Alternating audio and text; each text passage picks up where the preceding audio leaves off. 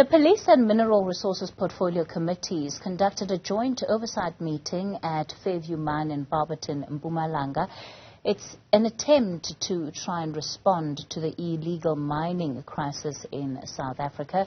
Of course, it's been making the headlines, particularly following the rape of 8 women in Krugersdorp who were robbed and raped by so-called Zama Zamas. The committee chair, Sahlulele Luzipo, joins us now. Good evening to you, Mr. Luzipo. Thanks for your time. Firstly, let's talk about the purpose of the visits then that are being conducted by the Portfolio Committee. Good evening to you, Kathy, and the viewers. The visits, as you have said, emanated from the incident that had happened in Krugersdorp. We, on the instructions of Parliament, were given the responsibility to go and look at what happened in Krugersdorp. There were 3 portfolio committees in the main. It's police, home affairs, as well as mineral resources and energy. One of the issues that we concluded immediately when we were in Rustenburg was to do an oversight that would give us a broader understanding of how endemic and how serious is the issue of illegal mining, especially on the issues that relate to social crimes like rape, murders, terrorization of the communities.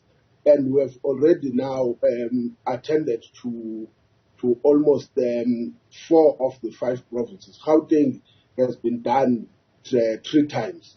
Today we were dealing with Gauteng Central, Joburg Central, as well as the Israel. We did on Friday, we were dealing with the Barberton as well as Witbank yesterday, so that we can have a broader understanding when we make recommendations on how to attend to the issue of illegal mining, in particular the Zama Zamas.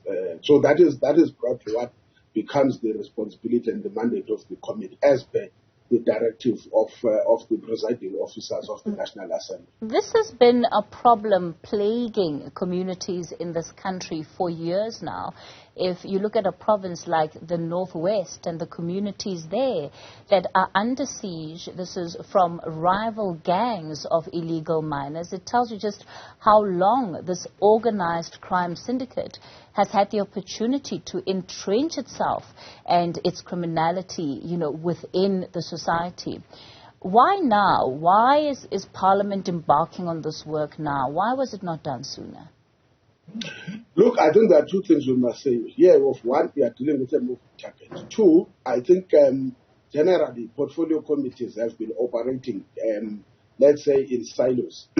For an example, police will not understand or have a seriousness on the issue of illegal mining because generally they are dealing with crime, with issues of crime in general. Home Affairs will be dealing with issues of undocumented foreign nationals. And therefore, the question of dealing with the issue of illegal mining gets perceived as if it is a matter of the Department of Mineral Resources and Energy at this stage, when in essence it is not. At times it is a matter of social crime, like I've raised, generally where you get confronted with issues of crime. And I think with this initiative, it has proven that immediate accountability, first of the executive authority, but also of the accounting officers on what actions that must be taken. It becomes easy when all portfolio committees are working together. Let's also hasten to say this. We have realized now, as we are working as the 3 portfolio committees, that one committee probably we should have and we need to engage with is the Committee on Justice and Correctional Services.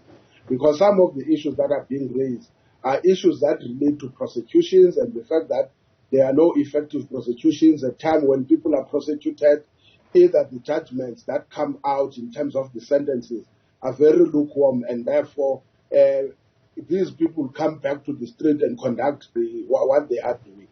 But let me say this, I think in some areas, let's take Northwest for an example. When the issue of illegal mining, especially Zama Zamas, started, it was in the main in 2 provinces, major, It was in Velcom, not in the Free State. It was in Mpumalanga, Barberton. With the successes that you have, for an example, they tell you now, they are almost left with almost 80 illegal mining in terms of Zama Zamas in Velcom.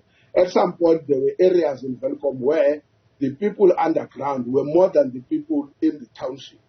And with that closure of those mines and the closure of those shafts, then you started to see a movement from Velcom to areas like around the Klerksdorp, which are almost on the borderline of that. And that is why we say now we are dealing with a moving target. Limpopo, for an example, you never had such cases that would have been reported with regards to illegal mining in the Zama Zamas. But you are beginning now to see an emergence in those areas. Gauteng, what you would have known as a traditional areas where you will have Zama Zamas, even in Joburg Central, where we were looking, with the new mechanism that they are doing. For instance, instead of putting slabs to close the shaft, what they do now, they do what we call development projects. You just put a big infrastructure project that will make it a point that it covers almost the entire area where illegal activity will be taking place. So those are some of the initiatives that happen. Does this mean... Sure, go ahead. Yes. That therefore also makes us to then say, can we look, because in the main you also have got a problem of Zama Zamas in gold. Does it mean if you succeed to do it effectively in gold, it will not emerge in other areas? And that is what we said. We need now to think proactively that there are other commodities that if you succeed in gold, they may emerge somewhere else dealing with a particular commodity, whether it's chrome, whether it's platinum. But at this stage, Zama Zamas are predominantly in the gold industry in terms of the act of illegality. Does this mean that we can expect greater accountability from these various committees that have come together and are part of this oversight visit, especially when members of the executive appear before Parliament to give an account for the work that they're doing? Look, we have to, but let's look at practical issues. Let me give you an example. One of the things, accountability must also be followed by, we always say, mandate must be followed by resources. Let's take an example. If you look at the Department of Mineral Resources and Energy, you only sit with a budget of 140 million rands to close the Darlington ownerless mine. The Mintech, which is a state-owned company, research company under the DMRE, said if we were to go at this pace of 140 million rands allocation to deal with Darlington ownerless mines, it means it will take 17 years to successfully close those mines. One of the things we said is that you need to have what we call conditional grants that must specifically focus on this. If, for an example, you've got a specialized unit in police, that specialized unit in police on illegal mining activities must then have a specific and a specialized, a special plan or special allocation that will talk to the responsibility to deal effectively with illegal mining activities. Equally, you will have to develop mechanisms of how do you resource the program of closing the Darlington ownerless mine. But also other issues are as a result of our own, which we said we need to find a harmonization of legislation. Let me give you an example. In terms of the MPRDA, when you get a mining right, you are granted through the MPRDA.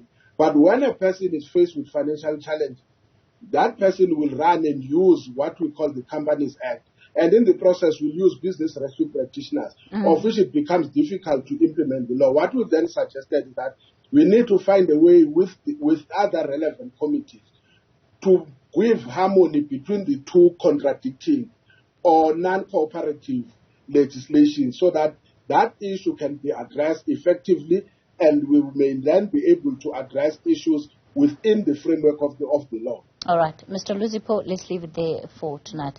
Sahlulele Luzipo is the Energy and Mineral Resources Portfolio Committee Chair.